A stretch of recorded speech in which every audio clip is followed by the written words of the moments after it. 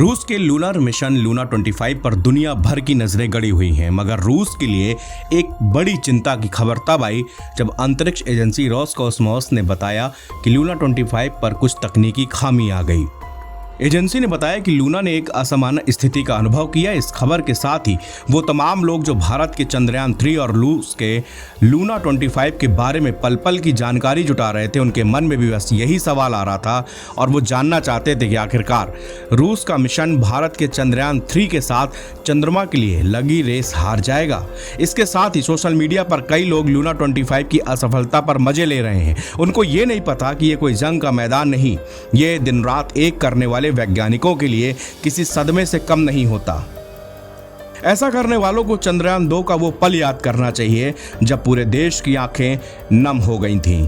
Luna 25 सोमवार 21 अगस्त को 24 घंटे के बाद चंद्रमा के दक्षिणी ध्रुव पर लैंडिंग करने वाला है, जबकि भारत का चंद्रयान 3 23 अगस्त को चंद्रमा पर उतरेगा। लूना ने भारत के चंद्रयान 3 की तुलना में करीब 1 महीने बाद उड़ान भरी थी, लेकिन यह सिर्फ 2 हफ्तों में ही लैंडिंग को तैयार है। बताया जा रहा है कि लूना 25 ने चंद्रमा तक जाने के लिए एक छोटा रास्ता चुना है, जिसके बारे में किसी को भी नहीं मालूम। बताया जा रहा है कि लूना 25 पर जो तकनीकी गड़बड़ी आई थी उसे ठीक कर लिया गया है। इसके बाद लूना 25 ऐतिहासिक चंद्र लैंडिंग के लिए पूरी तरह से तैयार है। हालांकि अभी तक एजेंसी की तरफ से इस बारे में कोई आधिकारिक जानकारी नहीं दी गई।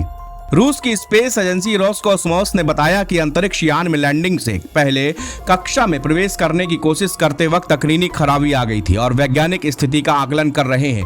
अंतरिक्ष एजेंसी ने टेलीग्राम पर एक पोस्ट में कहा कि अभियान के दौरान स्वचालित स्टेशन में एक असामान्य स्थिति उत्पन्न हो गई, जिसने तय मानकों के साथ निर्धारित प्रक्रिया को अंजाम नहीं दिया जा सका। माना जा रहा है कि समस्या कम्युनिकेशन में आई थी और लूना का कम्युनिकेशन कुछ समय के लिए ऑनबोर्ड ऑटोमेटिक स्टेशन के लिए मुश्किल हो गया था।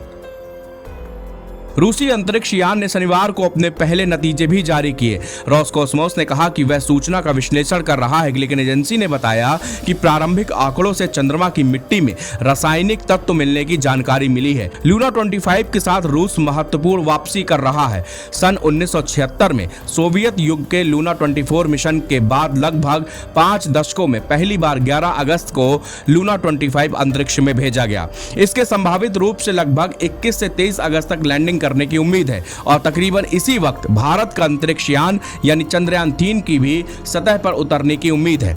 अभी तक केवल पूर्ववर्ती सोवियत संघ, अमेरिका और चीन ने ही चंद्रमा पर सॉफ्ट लैंडिंग में कामयाबी हासिल की है। भारत और रूस का चंद्रमा के दक्षिणी ध्रुव पर सबसे पहले उतरने का लक्ष्य है।